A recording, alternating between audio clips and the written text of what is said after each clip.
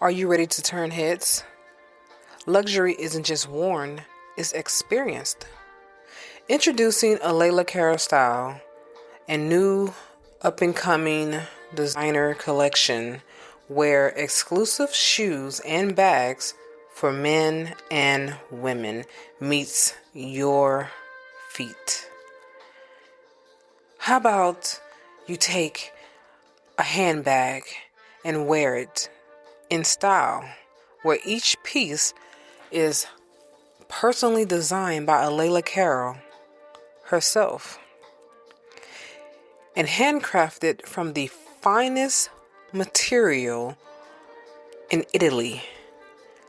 Leather, smooth like butter, bold, timeless, distinctly you. Step into true elegance and make your mark with a Layla Cara style where confidence meets craftsmanship. Visit a Layla Cara style and experience the luxury of art that you wear. Welcome back to Improving Your Thoughts by Freeing Yourself. I'm your host, Layla Cara. Today's episode is titled Dear Parents. This is a conversation that is necessary, overdue, and deeply important. Not just for children, but for parents as well. So I'm talking to both the child, the children, adult children, and the parents of the children. We're going to talk about today in this podcast, letting go of your adult children, staying out of your children's marriages, understanding divine order, what honor truly means, and we're going to talk about how to release control without losing connection. In each segment that I'm going to talk to you about, I'm going to add a little special edition for you, and it's going to be called Companion Devotional. Dear Parents, 12-Day Reflection Guide. And I'm going to give you that because I feel that it will help for the topic that we're talking about and your situation, your own personal situations. This episode is not about disrespect and is not about dishonoring your parents. What it's really about is alignment, maturity, and obedience to God. I want to share a story with you guys. I want to talk about the very reason why I created this particular episode. Now, I was going to wait until I came up with a topic or pretty much what I wanted to talk about for the next season, because I don't know what the next season is going to be about yet. And also I needed a break because I'm going to start my next book. And so I'm going to be doing a little bit of the book and the podcast pretty much at the same time, but I have to get my next book started.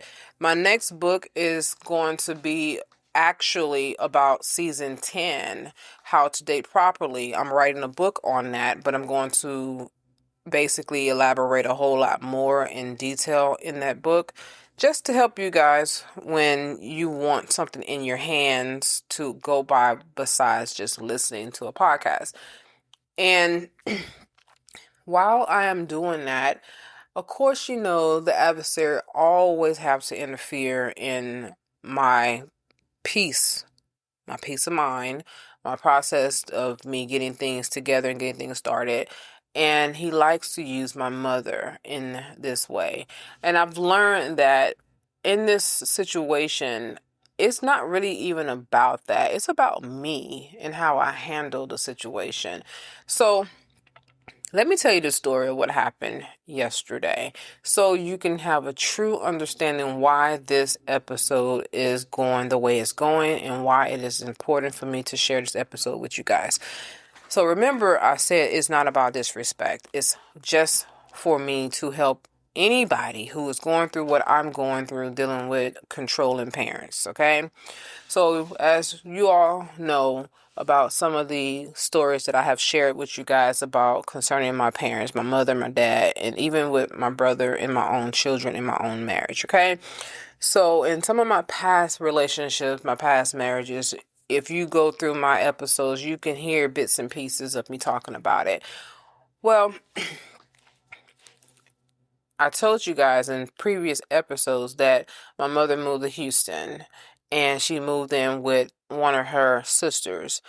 The thing is that in the beginning of her, she'd been here for 4 months now. In the beginning of when she first moved to Houston, she was acting pretty much distant, didn't want to go nowhere, didn't want to do anything, and pretty much making it uncomfortable for my aunt. But yet my aunt, she hung in there and continued to try to help her out. My mother is afraid to live alone. And matter of fact, she shouldn't live alone because even with her health condition and with her drinking and I say her drinking for those who don't know, my mother is an alcoholic. She don't want to claim it, but she is, because the reason why I say she's an alcoholic, because first off, she drinks every day. No, she don't start early in the morning, but she got a time period where she gets started. Once she gets started, she don't just have a glass or two. She drinks until she pretty much get full, drunk, I would say, pass out, those type of things. And let her tell it, she'll say that's not true, I don't get drunk. But the thing is, it's not for her to judge if she's drunk. It's for those around her to judge if she's drunk by her behavior. Her behavior says it all. So my mom get belligerent when she gets drunk, intoxicated, full, and she gets to the point where she talks a lot. She overly talks, and she says what's on her mind. And majority of the time, I would say 90% of the time, not even 90%, 98% of the time when she's saying what's on her mind is not pleasant. It's very hurtful, and sometimes it's annoying. It's not even sometimes, all the time it's annoying. I'm trying to say these things to you guys without making her look bad or disrespect her in any kind of way, but be truthful. And one thing I learned about the truth is that the truth is brutal. It hurts. But in order for a person to get healing, they must hear it in order to know that they have a problem or they have an issue. I have brought this up to her plenty of times about her drinking, and she goes into defense mode. That's another reason why I know she's alcoholic, because alcoholics are always defending their drinking. They make excuses for it, and she does all those things. And she can't go without it, because when she come to my home, she had an episode, and I talked about that episode in other podcasts, so I will not repeat it. If you want to hear it, go back and listen. So she had an episode at our place. I would just do a summary of it. And the episode that she had at our place was that it was Thanksgiving, and around this time, she stayed in my place. She stayed, and she acted the fool because I was ready for her to go home, and I told her that I need her to go home because the things that she was doing in our home, it was causing me and my husband to almost get into an argument. And we have never gotten into an argument at that particular time, and I didn't want to start our first argument behind her. And I was like, okay, she's disturbing our peace, so it's time for her to go home.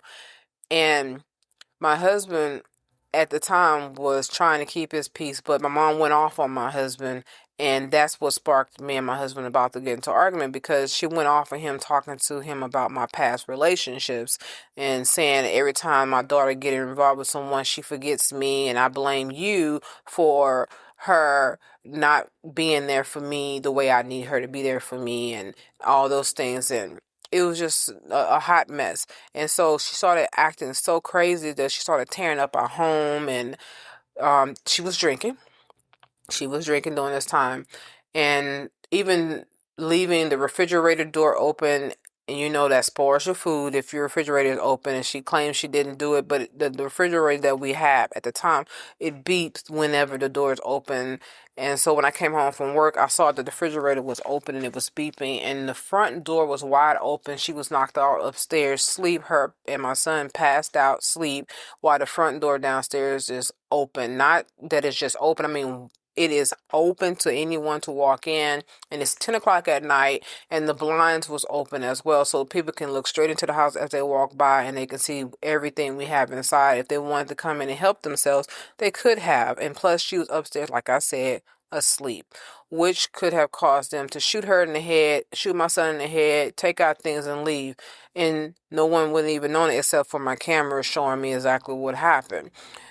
It was just one of those things that I said, okay, it's time for her to go home because she went too far. This is too much.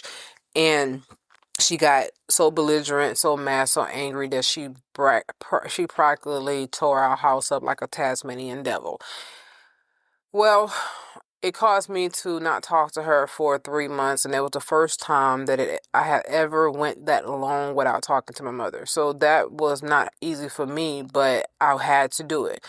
Now, yesterday, we went through another episode, and this what ended up happening. So I told you guys that I got my car broken into because of the rodeo.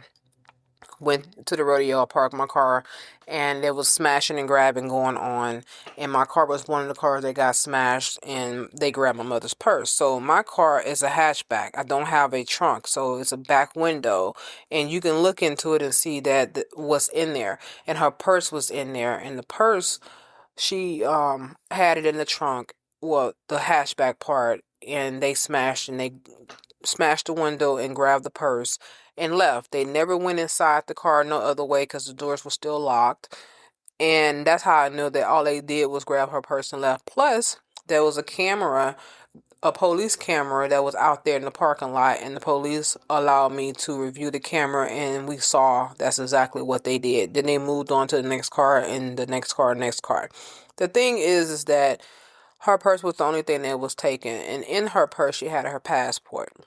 So, me being the daughter that I am, I decided that, okay, I'm going to help you regain your passport.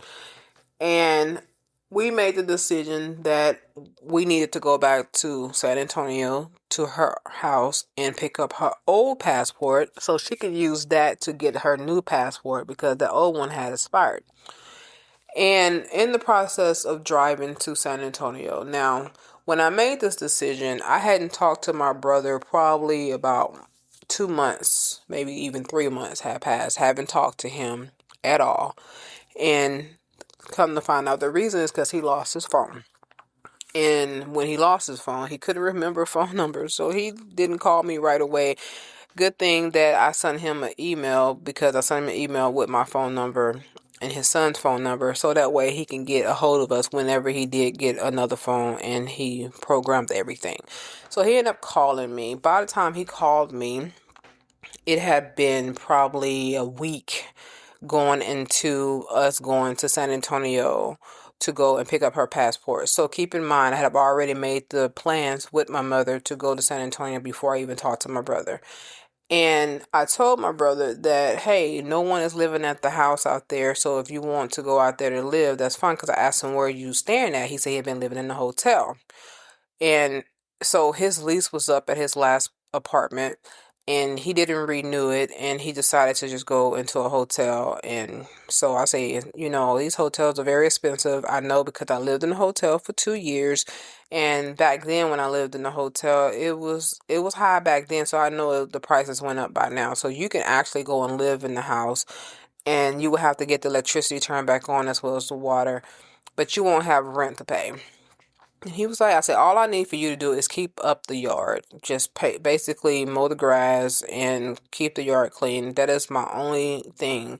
Now, keep in mind, the land is mine, but the mobile home is my mother's. So I talked to my mother about it, told her, hey, this is what's going on. And she was excited about that plan. She was like, that makes me feel better, because I know that if he's there, then I don't have to worry about squalors coming in and taking over. and as well as I know the house won't fall apart because it needs to be lived in. And then, of course, you don't have to spend the money on getting the yard cut no more. And hey, it's a win-win. So that was the plan. And I was happy with that plan. And I told my brother, hey, this is what's up. And he said, okay, well, first let me go out there and take a look at it and see if that's what I want to do, because I don't have transportation at this time. He had a electric bike that he was riding on, and it got stolen, and some other things happened. And I was like, okay, well, what's going to happen with your transportation? He said, I just get some new transportation. Plus, the VA has a shuttle that can come out here and take me to my doctor's appointments when I need to go to the doctor. I was like, okay, cool. Because plus, I did not mention that my brother's a double amputee. Both his legs are cut off. And he had to get his prosthetic legs and everything. And so he is able to walk with his prosthetic leg and all that. The thing is that I thought that was the perfect plan until things switched. Why did they switch? Because my mother had another alternative. Yeah. So when we got to San Antonio, on our way there, it was great going there, to the point where we was playing music, singing to the music and all that, listening to some Shaka Khan, we listened to some Atlantic Star and all the old school stuff, and just singing to it and everything.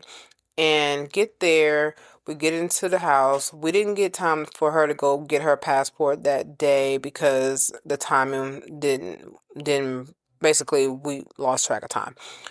And so, but we still was able to get her passport. And when we got to take care of some other business that she needed to take care of, I was running her around the city so she can get that taken care of. She got those things taken care of. She asked me to take her to one of her hangout spots that she go and drink at. And now keep in mind, it is about 1 o'clock in the afternoon, right? And I'm like, okay, I knew she was going to want to go there because she had mentioned to me that she wanted to go there before we even went there. But I realized that if I'm with her out there, she don't over drink. But if I'm not with her, she goes for the juggler, right? And my brother had contacted me on my way to go to this place that she likes to go hang out at, which is a little club. And I was like, okay, that's fine. And I told my brother, how about I come and pick you up right now? And he was like, can you come and get me at 3 o'clock? And I was like, well, I was planning on leaving San Antonio at 3 o'clock and getting back to Houston before dark. But he was like, I'm not ready at this moment because where I want you to pick me up at, I got to get to the location. And I said, oh, okay. And my mom said something, and I had him on the speakerphone in my car. So basically, not on the speakerphone, I had him on the speakers of the car. And so she can hear the whole entire conversation. And my brother was like, who is that? I hear somebody in the background. And I said, oh, that's mom. And he was like, what? I said, that's mom. And he's like, oh, wow, I kind of really wanted to just be in me and you. And she took offense to that, like really took offense, like so mad. But she didn't say nothing at the particular time. She kind of stayed quiet a little bit.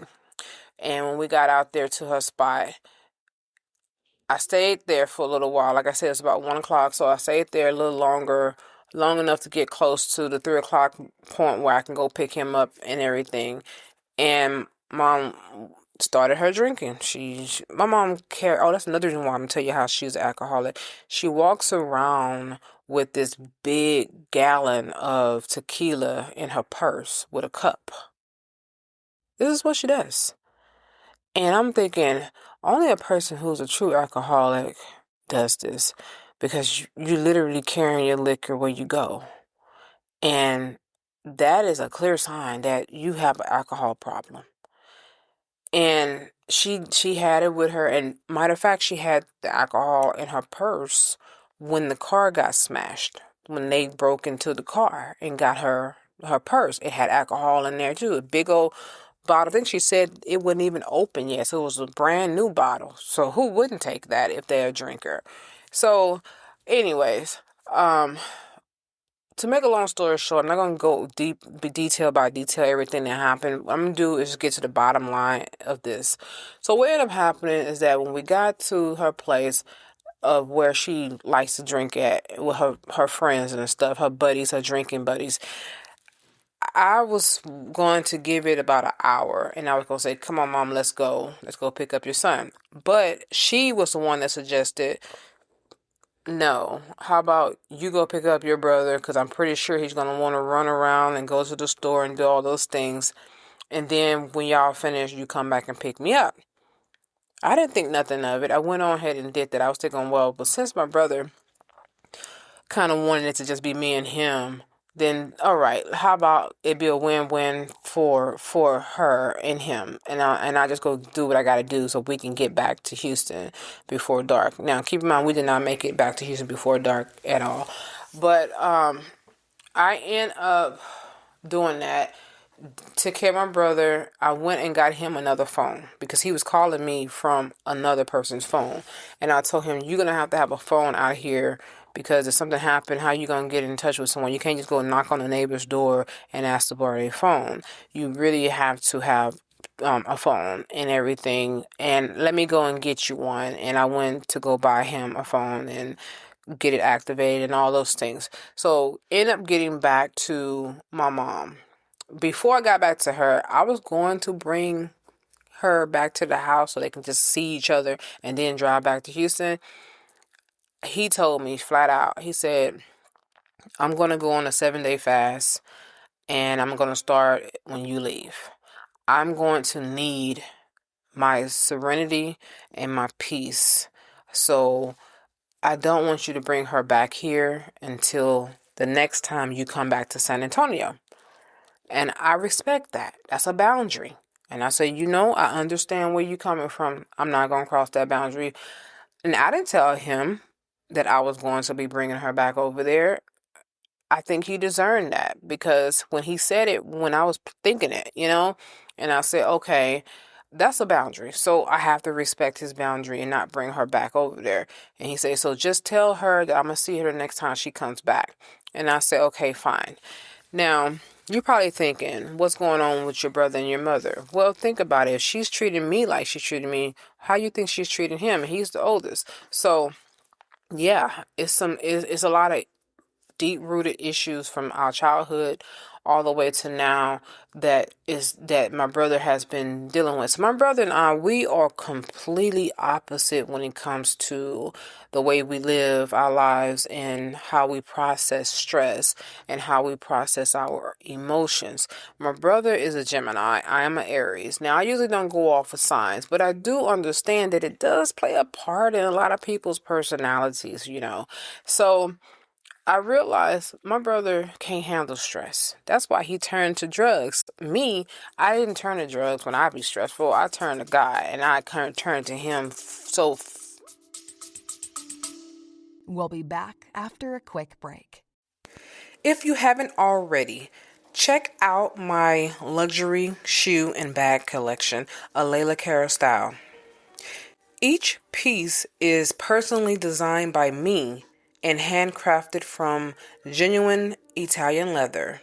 Whether you're dressing up or keeping it casual, these pieces were made to help you walk with confidence. Because real style starts from how you feel. Go to alaylacarolstyle.com and experience these bold, timeless, and completely all you. Check it out. You might find something you like. Strongly to where that's what I do. And then on top of that, my mom done some things to my brother in the past that she will not hold accountability. She will not take accountability for the things that she done.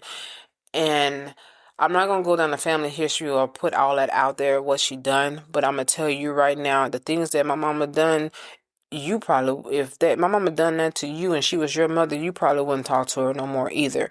And my brother went 5 years without talking to her because of she was the one who called CPS, Child Protective Service, on my brother. Now I'm not saying that she was wrong, and I'm not saying that she was right. What I'm saying is that's what happened, and that caused my brother to take a downward spiral, which led to his strong drug addiction, because your mother, in his mind, he said, betrayed me, and then your child get taken away from you. Now that ain't all she done. I can go all the way back to the first time my brother had a job and she cashed his paycheck and kept the money. Oh my God. He's working at McDonald's. This is his first time ever having a job. He was a teenager, and because their names are so close together, she pretended that it was a typo, and she used the money because the check got mailed to the house, and she used that money. And he was hot, and I can keep going on about a lot of other things, from how she even got the mobile home. My brother put the mobile home in his name, and she allowed it to go into foreclosure so she can switch the name to her name. Oh, we're not gonna go no further than that. It's a lot. He dealt with so much dealing with her, doing the things that she did to him, that it was damn near impossible for him to forgive her and still come around her. So he decided, I just can't come around her no more. It's just one thing after another after another. And since he have had his prosthetic leg, and this is the last thing I'm going to share about their relationship when it comes to those things. Since he had his legs amputated, and I had brought him over for Mother's Day, this past Mother's Day, and she kept saying it's been 5 years since she's seen her son. I said it ain't been 5 years, it's been a year. Matter of fact, it'll be a year on Mother's Day, because that was the last straw to him. That was the last episode that you what you did to him, and why you haven't seen or heard from him in a year. And what happened was so my mom told her side of the story, but my brother told his side of the story. And I listened to both sides, and I realized, and I know how my mama is, she won't tell the story as is. She exaggerate enough to where it make it sound like she's not at fault. And she done that to me, she done that to other people, and she did this in this story too. And she made a story saying that she needed to get by. He was in the hallway in his wheelchair trying to get into the bathroom, and she needed to get by to the other room that was on the opposite side of him, and he wouldn't move out the way. They got into words, and my brother told her out of his mouth he had a dream about her, and in the dream she didn't survive. Basically, she was found dead in the house, and she didn't like that, and she got pissed off about that. Well, we can't control our dreams, first off, and it was probably a real dream, and that's why I felt that it was time to get her out of that house, because that was a message for me to say she can't be in this house by herself. We got to get her out of here. So to him, he didn't deliver the message in a peaceful way. So I do say I told him this. I said, you can't talk like that to her and expect for her to receive that message. So anyways, her actions still don't excuse what he said. It just doesn't excuse what he said. It doesn't excuse what she did. Her actions, that she took the chair that he was sitting in and yanked it to where he almost fell out of it, and said something like to him about his legs, like, that's why you don't have your legs, or something like that. And oh my God, it was just ugly. And then they got into a huge argument behind it, and she ended up taking him to the nearest bus stop. Now, when my mom was living at, where she lived at, there's no bus stop. There's no buses that come out there. So you have to drive a distance to get to it. And so she just dropped him off the nearest bus stop and then got in her car and left. When she told me this story and I heard her tell someone else's story, it was damn near like she was bragging about what she done. It's hurtful to hear your mother talk about her own child that way. And it bothered me, but I didn't say nothing to her about it. I kept it to myself. I didn't tell my brother what she said. I didn't say nothing to nobody about it. I just basically, I think I did tell my husband about it, and I told my aunt about it. Yeah, so I did say something to someone about it. because I felt that it was wrong, and I know how my mom could be. So my brother, for years since that happened, haven't spoken to her or even came by to see her. And he told me, I'm not ready to see her yet. I get it. You have every right to feel the way you feel. I understand. And then the thing is, the fact that he keeps trying to make mess and fix the broken relationship they have, that's enough within itself. So what ended up happening is that my brother told me out of his mouth, he said, if she was just to take accountability and own up to what she done, we can squash this whole thing right now and move on. But because she keeps stacking one thing after another, and then she make excuses and say she didn't do anything wrong, I can't take that anymore. So before I dishonor her and disrespect her or do something to her, I have to stay away from her. And that was enough said within itself. But my mother, on the way home from San Antonio to Houston to get to my aunt's house, was a total of 3 hours. And I had to listen to my mother for 3 hours screaming in my ear about my brother. Screaming. And not only about my brother, about me, and then about my aunt, and about my cousin, and about my other aunt. And everybody is picking on her, and she's playing the victim, and all this stuff. And I'm just letting her talk to the point where I couldn't take it no more. So I ended up taking my phone, and I put it on YouTube, and I picked a video that was talking about. Actually, I didn't even know what I picked. I just happened to pick the first thing I saw. And in that video, it was talking about taking control of your mouth, taking control of your emotions, holding yourself accountable. I mean, pretty much almost everything that was going on, and it was speaking directly to her. I put it on because I needed something for myself to calm down, because I was getting to a point where my emotion was starting to boil over, because I was getting tired of hearing her screaming in my ear. I couldn't hear the sound of the road or anybody that's passing by or whatever. All I hear is screaming. Who can take that kind of stuff for 3 hours? And I mean literally screaming at the top of your lungs. And everything is about you and what people doing to you, and that you don't deserve this, and how awful we are as children, and all these things, and how disrespectful we are. And I mean, then she's staying with her sister, and she sleeps on the couch. The couch is has a fold out bed to it, so it's one of her hideaway beds. And how she don't like sleeping in the living room. I gave up my place to come and sleep in a living room. And then talking about, but see, my aunt has a 2-bedroom, and my aunt told me I was going to give her the second bedroom. The only problem is that my son is there, and I was going to have my son sleep on the couch. But it just so happened that she ended up sleeping on the couch. And my mom was talking about how my aunt closes her blinds and her curtains at 3 o'clock in the afternoon, and it's dark in there. And I've been to my aunt's house, and I've seen the curtains not closed at 4 o'clock, 5 o'clock. I've been there, and I'm like, she's just exaggerating, like, for real. And I've been there several times past 3 o'clock, and her blinds are open. That's how she be watching me pull up, because I'm like, every time I pull up, she comes right out the door, and I'm like, you see me, you looking out that window. She say, yeah, I'm always looking out the window. So even with that, I was like, okay, so it's just so much of this excuses. And I say, Mom, is that all you have to complain about, being over there at your sister's house, that you sleep on the couch and that she closes the blind at 3 o'clock? And she was like, yeah, because I can't be in the dark. And the doctor told me that I can't be in the dark because that messes with my depression. And I shouldn't have to be in the dark. And I don't need to be sleeping on the couch. I need a bed to sleep in. Okay, keep in mind, she says she can't sleep on the couch. She need a bed to sleep in. So the night before we went to San Antonio, I went to her sister's house to pick her up and have her come stay the night with me. Now, keep in mind, I told you I just moved, right? And I got brand new furniture.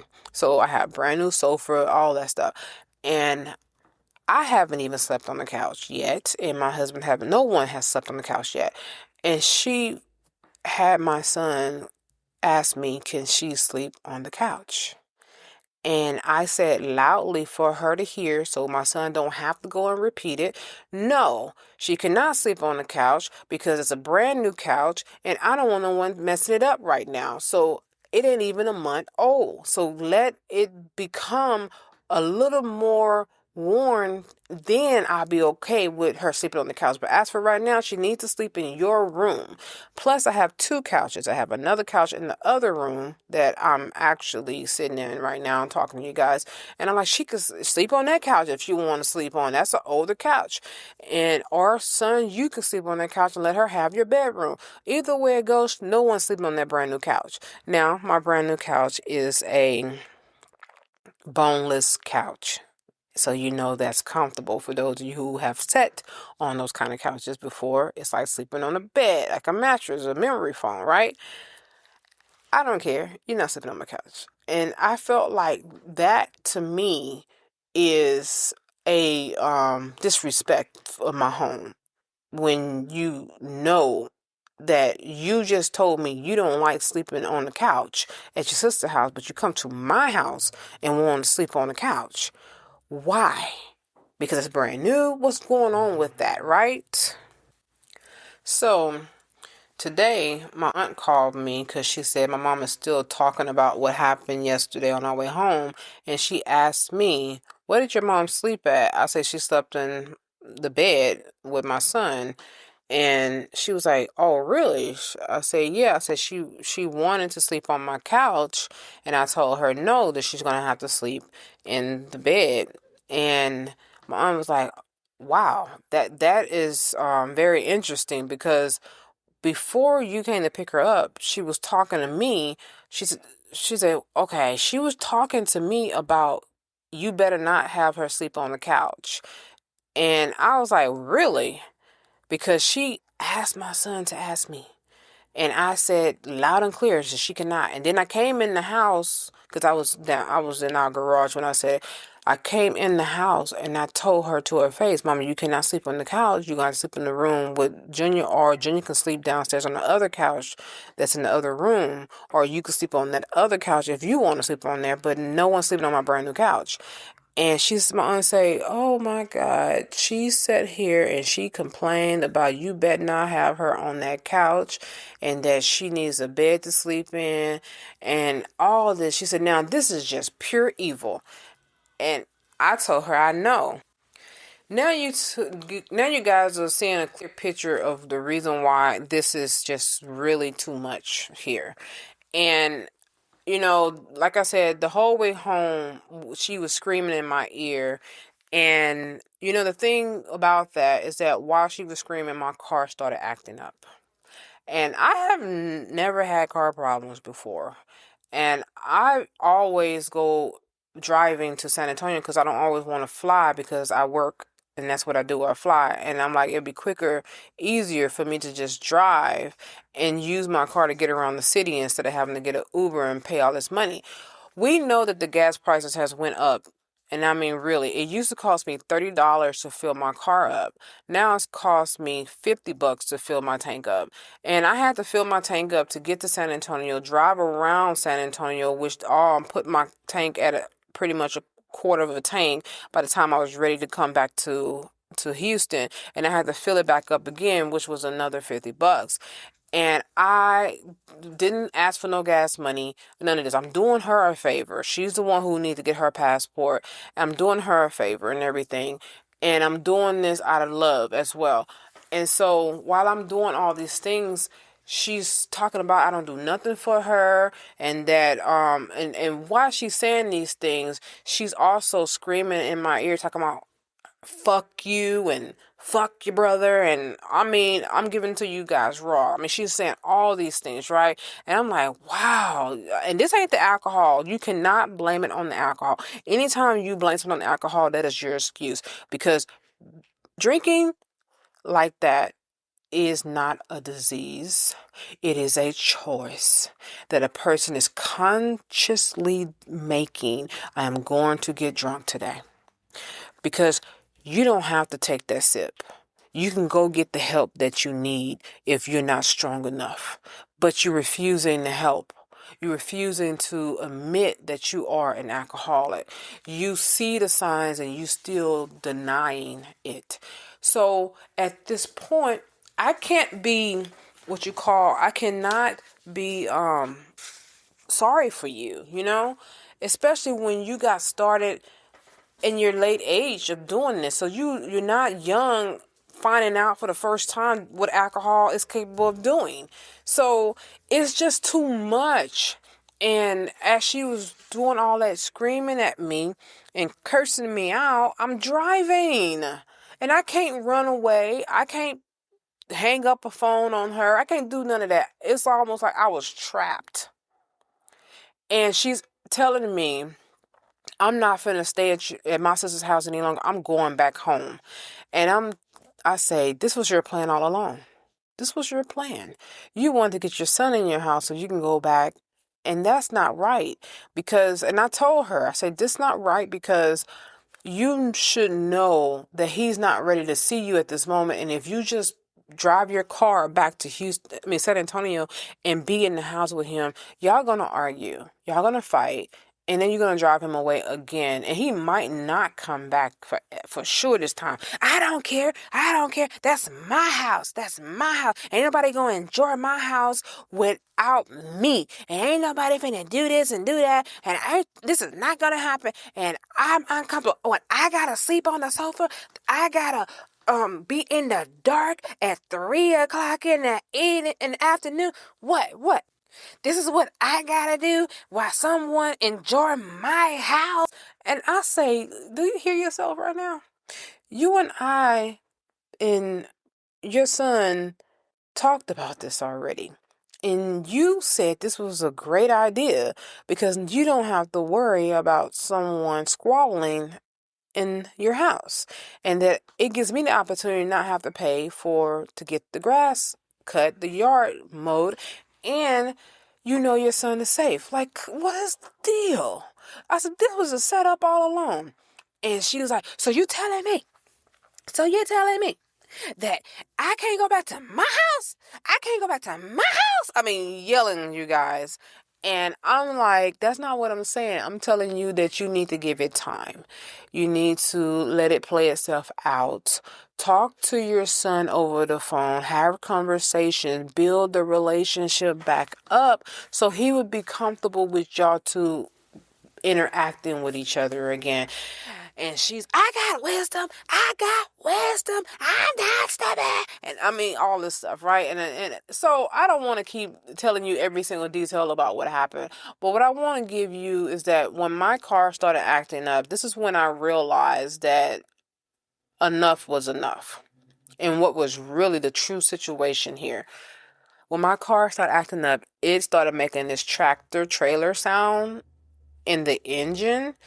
And it was tapping real loud. And I've been through a tapping situation before because I had a car that had oil leak before and I needed to put oil and all those things in it. So I understood that it probably was that, but I wasn't quite sure because like I told you, I have never had issues with this car before.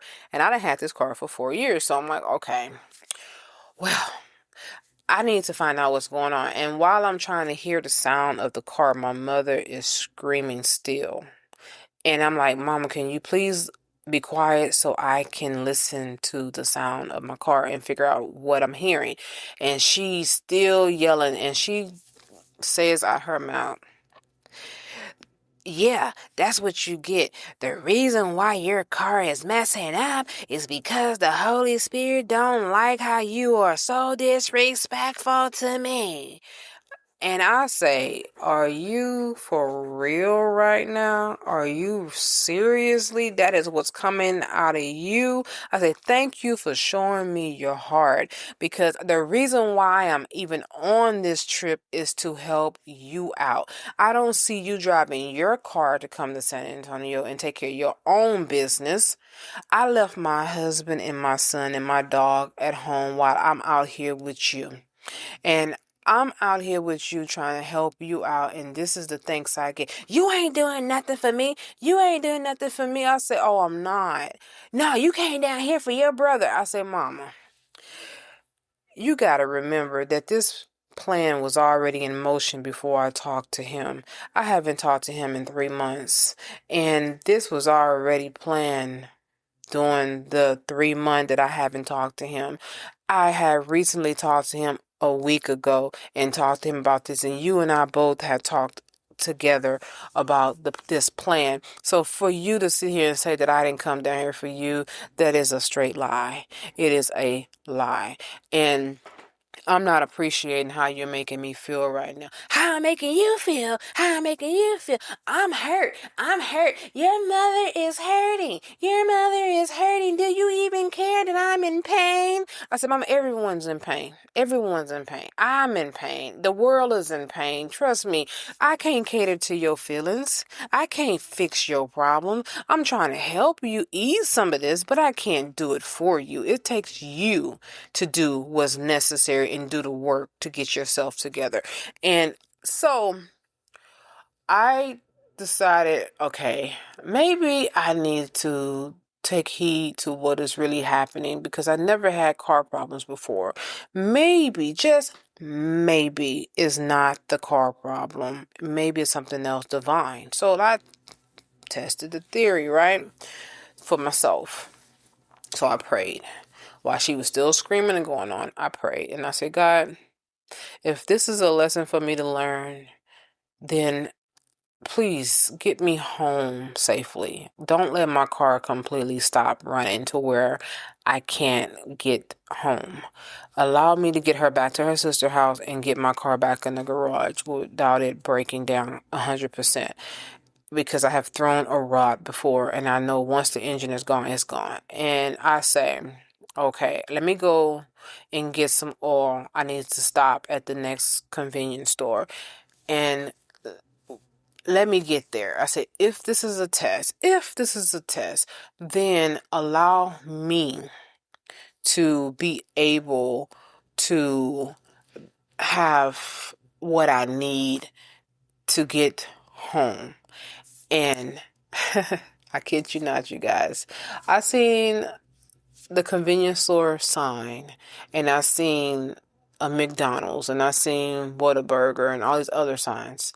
Those are the signs that I saw. So I got off the road, and I thought I took the turn to pull into the gas station. And when I took that turn, I saw an O'Reilly's Auto Part right behind the gas station, and I just started laughing. I started laughing out loud. I was like, God, you got a sense of humor. I said, oh my goodness. I say, thank you, Father, for letting me know that I'm just being tested right now. And because of that, when I get this oil and I put this oil in the car, let the tapping noise stop because I need it to stop. If that's what the situation is, if that's the problem that's making this car tap, let it stop. So I end up going into the O'Reilly's, get there. When I get inside, I was able to get the oil that I need because my oil take a specific type of oil. My car take a specific type of oil, which is the W20. Which is the 020W, and it doesn't take any other kind. It got to be synthetic. And I didn't want to just put on any kind of oil from the gas station because we know they don't carry synthetic like that. Some might, but most of them don't. And I needed an auto parts store to make sure I got the correct one. And for that to be available for me like that, oh my God, I just knew that was a God. Oh man, I was so happy. And when I got out the car to go get my oil, my mom did not get out the car she didn't say anything to me about, hey, do you need some assistance or nothing? She immediately got on the phone, called her sister, and started talking about me to her sister. And I can hear her because she talks very loud. Her voice carry. And I'm sitting there like, ain't this about a bee that she can do me like this? And God is showing me. He said, look, this is what you're dealing with. Do you see the heart that she's carrying? She's under the influence, but this is not what's happening here. What's happening is that she truly is angry. And she's angry with you. She's angry with your brother. She's angry with her siblings. She's angry with everybody. And now this is what the manifestation look like. She don't care. And you have to make a better decision on stop trying to be her savior. You're not me. I'm the only one who can help her in this situation. I need you to get out of it. I told you this once before. I will not tell you again. Get out of it. And so I was like, God, I hear you. I hear you loud and clear. I'm going to step back. I'm going to step back. I'm going to leave it alone. No more am I going to try to rescue my mother from her troubles. And so when I was able to finish and close the hood of my car and drive off, the tapping noise still was kind of tapping. It was still making that noise until I drove a little bit further down the road, and then it got quiet. And I was like, okay, cool. So as I was driving home, now I'm on my way home, she's still going off. No, she didn't stop. You guys, she started right back up. And so I put the music, not the music, I put the another not meditation, what is another motivational speaking on, and it was still talking about controlling your emotions and all that, and I turned it up blasting as loud as I can turn it up, and she was like, you are so disrespectful, I know what you're trying to do, you're trying to drown me out. And so she took the volume and turned it back down, and I said, I'm the one driving. I need peace while I drive. I cannot drive in all this crazy noise that you're screaming in my ear. I said, listen to yourself. You are literally screaming at me, and I haven't done anything to you. I have been helping you this entire time, and you can't even see that. You are refusing to see that. And I am tired of trying to help you when you don't care. You taking advantage of me? Oh, I'm taking advantage of you. I'm taking advantage of you. I said, yes, you are. You have been taking advantage of me for years. You know what you're doing. I said, you sit here and you talk about your sister, you talk about your nieces, you talk about me, you talk about your other child, your son, you talk about your grandson, you just gossip about us. You make us like we're the bad person when we're not the bad person. But what about you? What have you done? Why can't you take accountability for the things that you've done, that you're doing even right now at this moment? You are causing a problem that can cause me to get into an accident. And I could be the one die and you could still be alive. And would you feel sorry about that? No, you wouldn't. You would make up an excuse about it to make yourself feel better. And I said, that's the reason why I've made up my mind that I'm washing my hands with you. I am going to leave you alone for a very long time.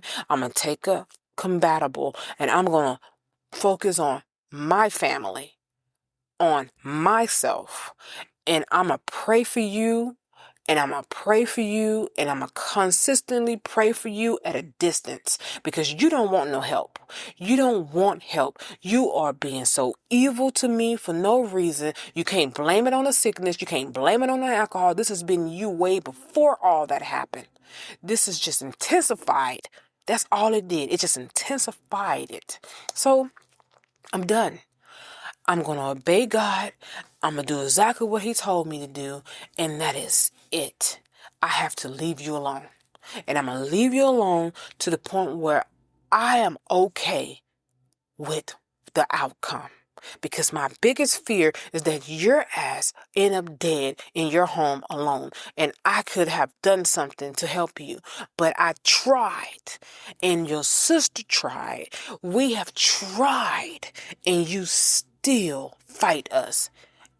I'm human just like you are. I got feelings just like you have feelings.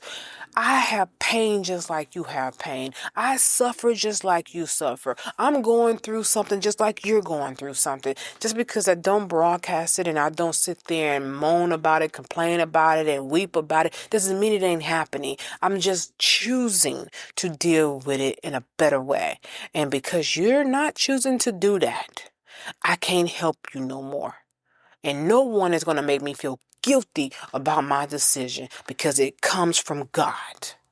And that's how I'm going to end this podcast and we're going to get into the nitty-gritty of why I am creating this for you guys. If there's anybody, I mean absolutely any one of you who is dealing with a controlling, manipulated, narcissistic parent, this next episode is for you. Do not miss it. Are you feeling overwhelmed and exhausted by stress? Introducing Stress Management with Imaging Coaching, your ticket to a calmer, more balanced life. In this journey you will be taking with us here at Imaging Coaching, we'll equip you with powerful techniques and tools you can use to conquer stress, regain control, and transform your life. From deep breathing exercises to mindfulness practices, you'll discover the tools to relax your mind and body. Come join us on this transformative path and unlock a world of inner peace and resilience. Don't let stress hold you back any longer. Take charge of your well-being today with Imaging Coaching, your stress management team. Discover clarity. Defeat stress through Imaging Coaching at imagingcoaching.com, at imagingcoaching.com, at imagingcoaching.com, at imagingcoaching.com.